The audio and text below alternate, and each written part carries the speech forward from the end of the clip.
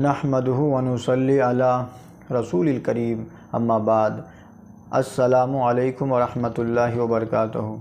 تحریک امن و سلامتی فاؤنڈیشن کی جانب سے سامعین کرام کی خدمت میں آج ہم درود شریف کی فضیلت اور اس کی اہمیت کے بارے میں کچھ بات کریں گے کہ درود شریف اللہ تعالیٰ کے آخری نبی حضرت محمد مصطفیٰ صلی اللہ تعالیٰ علیہ وآلہ وسلم پر سلامتی اور رحمت بھیجنے کا ایک خاص عمل ہے۔ یہ ایک ایسی عبادت ہے جو ہر مسلمان کے لیے بہت اہمیت رکھتی ہے۔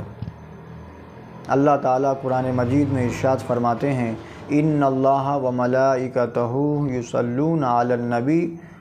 یا ایھا الذین آمنوا صلوا علیہ وسلموا تسلیما۔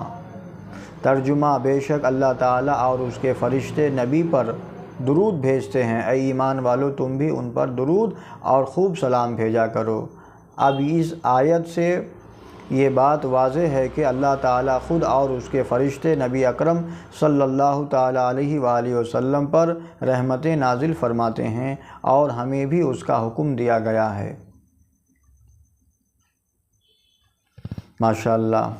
اب بتائیے کہ اس قرآن مجید کی آیت میں اللہ تعالیٰ خود درود شریف کی فضیلت کے بارے میں بتا رہے ہیں۔ اللہ ہم سب کو پڑھنا اور پڑھانا اور اس پہ عمل کرنا آسان بنائے۔ اب ایک حدیث شریف میں آیا ہے کہ جو بندہ ایک بار درود پڑھتا ہے تو اللہ تعالیٰ اس بندے پہ 10 رحمتیں نازل فرماتے ہیں اور اس کے 10 گناہ معاف کر دیتے ہیں اور اس کے 10 درجات اللہ بلند کر دیتے ہیں۔ ایک مرتبہ صرف درود پڑھنے سے ایک مرتبہ اتنے فائدے، 10 جو ہے رحمت، 10 گناہ معاف اور 10 درجے بلند کر دیے جاتے ہیں۔ اللہ ہم سب کو کثرت سے درود پڑھنے کی توفیق اور صلاحیت عطا فرمائے، آمین۔ اور ایک صحابی ہے، ان کا نام ہے حضرت انس رضی اللہ تعالیٰ عنہ، روایت کرتے ہیں کہ رسول اللہ صلی اللہ علیہ وسلم ارشاد فرماتے ہیں، قیامت کے دن تمام لوگوں میں سے سب سے زیادہ قریب وہ شخص ہوگا جو دنیا میں ہم پہ کثرت سے درود پڑھا کرتا ہوگا۔ اب بتائیے، اللہ تعالیٰ ہم سب کو کثرت سے درود شریف پڑھنے کی توفیق عطا فرمائے۔ ہم سب بھائی بہن اور تمام مسلمان کو کثرت سے، تاکہ یہ حدیث جو صحابی یہ حدیث روایت کرتے ہیں حضرت انس رضی اللہ تعالیٰ عنہ، کہ رسول اللہ صلی اللہ علیہ وسلم فرماتے ہیں کہ جو دنیا میں جتنا کثرت سے مجھ پہ درود پڑھے گا وہ کل قیامت کے دن ہم سے اتنا قریب ہوگا۔ تو اللہ تعالیٰ ہم سب کو کثرت سے پڑھنے کی توفیق عطا فرمائے اور اپنے نبی پاک صلی اللہ علیہ وسلم سے اتنا قریب رہنے کی ہم سب کو اللہ توفیق اور صلاحیت عطا فرمائے۔ اب اللہ والوں کا قول ہے، بتا رہے ہیں انہوں نے کہ جو کوئی بندہ اگر چاہتا ہے کہ میری ہر دعا قبول ہو جائے تو اس کے بارے میں ہے کہ بندہ دعا سے پہلے اور دعا کے یعنی کہ اختتام میں، یعنی اس کی ختم میں کم سے کم ایک بار درود شریف پڑھ لیا جائے، یا اس سے زیادہ 3 بار، یا اس سے زیادہ جتنا پڑھیں گے اتنے فائدے ہوں گے۔ تو جب ہم دعا کے شروعات میں اور اس کے آخری میں جب ہم درود پڑھیں گے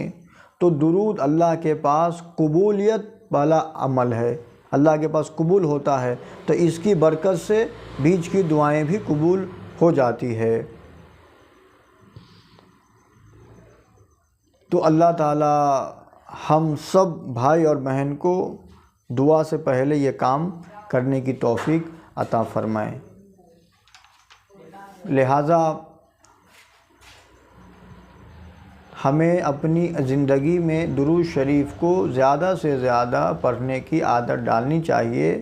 ہر نماز کے بعد، صبح و شام، ہر وقت جہاں تک ہو سکے اٹھتے بیٹھتے چلتے پھرتے جو ہے درود شریف پڑھنے کی عادت ڈالنی چاہیے، ہم سب کو جو ہے عادت ڈالنی چاہیے۔ اور بلکہ یہ درود شریف نہ صرف آخرت میں کام آئیں گے، بلکہ یہ درود شریف پڑھنے کی برکت سے اللہ تعالیٰ دنیا میں اس بندے کے لیے آسانی پیدا کر دیتے ہیں، یعنی اس کے گناہوں کو مٹا دیتے ہیں اور اللہ تعالیٰ کی رحمتیں ان کے قریب ہو جاتی ہیں اور ان کی دعائیں قبول ہوتی ہیں، اور وہ بندے پہ اوپر اللہ کی رحمت سایہ جو ہے کرتے رہتے ہیں، اللہ کی رحمت میں رہتے ہیں، دعائیں ان کے گناہیں معاف ہوتے ہیں اور ان کے جو ہے درجات بلند ہوتے ہیں، اور یہ درود شریف کی اتنی بڑی برکت اور ان کی فضیلت ہے یہ پڑھنے سے۔ اب ہم دنیا میں جن جن لوگوں کو خوش کرنے کے لیے اللہ اس کے